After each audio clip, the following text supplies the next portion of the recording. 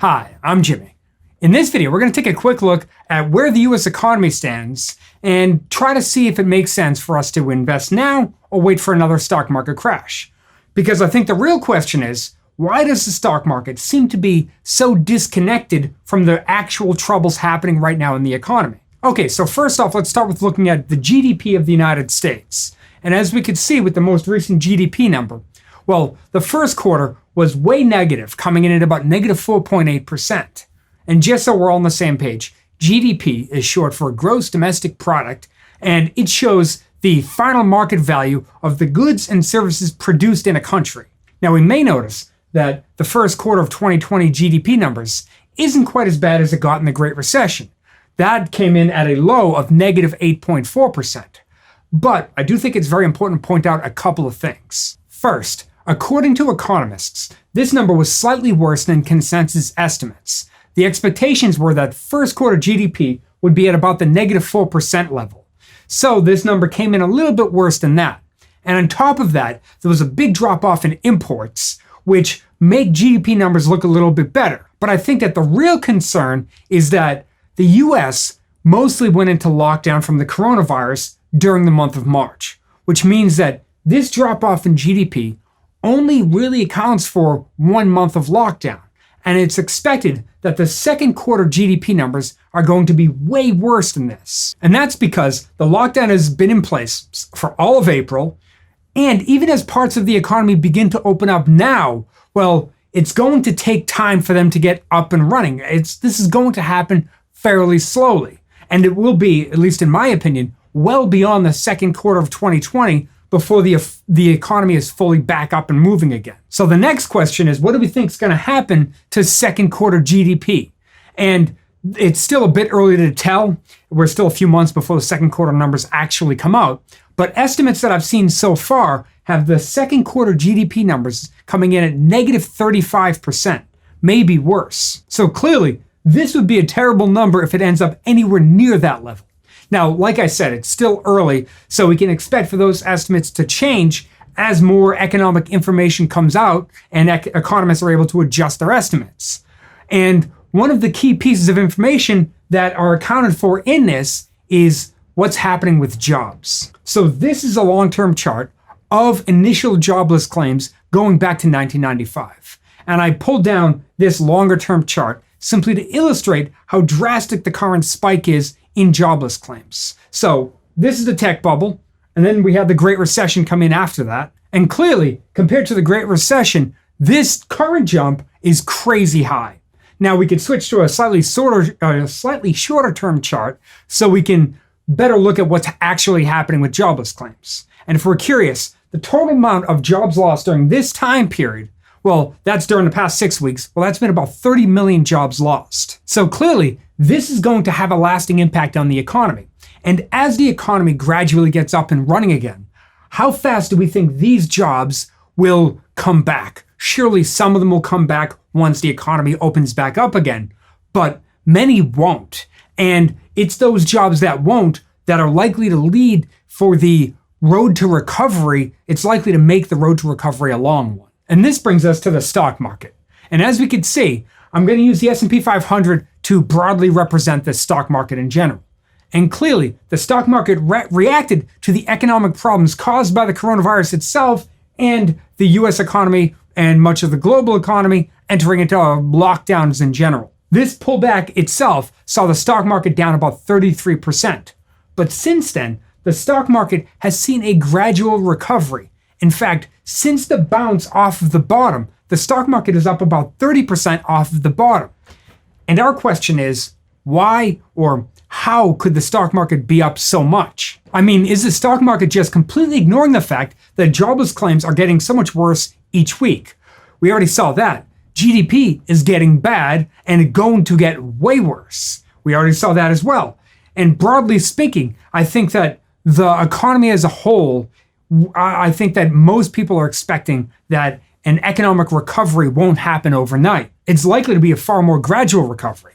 So let's run through a possible reason why I think the stock market could be appearing to ignore the bad news and continue to move higher, despite the fact that things are getting worse or could get worse. Okay, well, it's possible that what's happening now was mostly expected. Here's what I mean. Let's imagine that after the stock market fell and things were crazy volatile in the stock market, perhaps it was right around this time period here.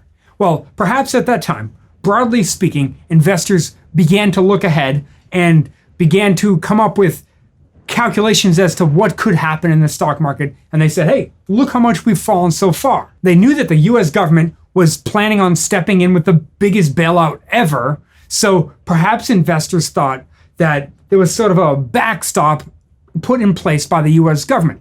So they say something like, oh, the government's not going to let this fall much further, so let's jump in, buy, and see if we can make some money. And if we're curious, the first stimulus bill was signed right in that time period. So that could very well be the answer. The government got involved, and broadly speaking, investors think that the economy will get back on its feet. So we may not see investors might be saying to themselves, we may not see investment opportunities like this again, so they might as well jump in and buy. A lot of people have a fear of missing out on the rally higher. So let's imagine that that's why the stock market has been moving up. Broadly speaking, since about that time period, well, what has happened in the economy has been broadly expected to be what would happen in the economy. So the stock market is supposed to be forward looking. So as long as things stay on track, as long as the expected is happening, well, there's no reason for the stock market to sell off. Now, this leads us to the next natural question. Will the stock market keep going higher, or will it pull back to, let's say, its old lows, or perhaps even lower? And I think, obviously, the answer to this question is somewhat of an unknown and is very difficult to predict. But if we, as a country, gradually come out of the lockdown and there's a gradual reopening of the economy, and let's say that the second quarter GDP numbers come in and they're bad, but they're as expected, and then the third quarter starts heading in the right direction, and maybe jobs are still bad, but once again, they're trending in the right direction as well. Well, if that does happen, well, perhaps the stock market seems safer than it actually is, and it could gradually move higher. And I don't expect for it to keep the current pace. I don't think it could continue to grow, or the stock market could continue to move up that fast, but I do think a gradual rise higher is possible. But of course, the flip side to that is that almost anything major can derail this from happening and cause another major stock market crash. Maybe back to the old lows, maybe lower. And I think that would depend on the seriousness of the news that sends the stock market lower. Let's imagine that the coronavirus were to come back in the fall. I'm sure we all have heard predictions that this could happen. Well, what if that does happen? And perhaps imagine that it comes back worse than it has been, and lockdowns are once again imposed. I don't think anybody's really projecting that to happen. And I think that could make the stock market get derailed and end up to be real big problems for the economy. Or imagine that jobs go from this trend lower and they take a turn for the worse in an unexpected manner. But if that were to happen, once again, that could drive the stock market lower because the stock market is not expecting it. The point is, I think that what's important for us to remember here is that the key to this whole thing is expectations. Once we hit the lows, if we go back to the stock market, once we hit the lows of the stock market, well, expectations shifted from, oh my God, how bad could this get, to, all right, well, maybe the government's going to get involved. Right towards the bottom is when their talk happened about the government getting involved, and then perhaps a map began to evolve for a return to normalcy. And as long as things play out close to expectations, well, the market seems okay with moving higher. Now, this isn't to say that this is right or wrong. This is just the way it works. The same is true with individual stocks. Analysts come out with expectations for any company, for earnings per share, let's say. And if the company turns around and beats those expectations, oftentimes the stock goes up. So if earnings for Apple or any company are expected to be X and they beat it by 10 cents, well, it's very possible the stock's going to be up because of that, even if those earnings per share are less than the previous year or less than the previous quarter. All that matters is they beat expectations. If they beat expectations, well, then the stock has a good chance to rise.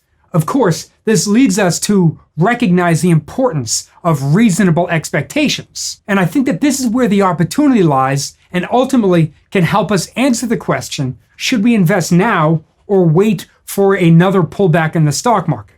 And I think that the answer to this question is very much tied to our personal investment goals. If we are long-term investors, or perhaps we have consistently done dollar cost averaging, then I think it makes sense to continue to do that consistently and not let the levels of the stock market influence our long-term plan. That's the very strength of dollar cost averaging. By the way, I'm a huge dollar cost averaging fan. But if, on the other hand, we were trying to be a bit more strategic with how we invested, well, I think it makes sense for us to identify individual opportunities based on our own personal risk tolerance. For example, do we like the long-term, call it a 5-year plan for companies like Royal Caribbean or Carnival Cruise? Well, if we do, then these stocks have pulled back huge amounts, and perhaps investing in them at this level, despite what the stock market has done, bounced or down, whatever, could make a lot of sense. Or perhaps we're looking for companies like some of the bigger companies like Disney or Apple or Microsoft.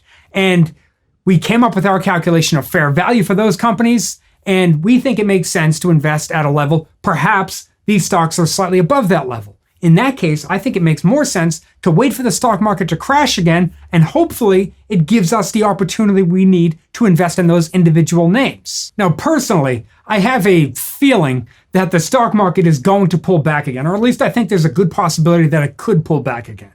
And I'm hoping that some of the companies that are on my personal bucket list pull back as well, so we can get the opportunity to invest in those at a better price. If the market doesn't pull back, well, then I think it makes sense for us to continue to plug away in studying different companies, looking for great opportunities. And this might lead us to the question, how do we know when is the right time to buy a particular stock? Disney, Microsoft, Apple, whatever it is. Well, I actually did a video addressing this exact topic where I talk about when is the right time to buy a stock. And if you're curious, perhaps that could be a good next video for you to watch. There's a link right here. There's a link in the description below. And I want to thank you so much for sticking with me all the way into the video. I really appreciate it. Thanks, and I'll see you in the next video.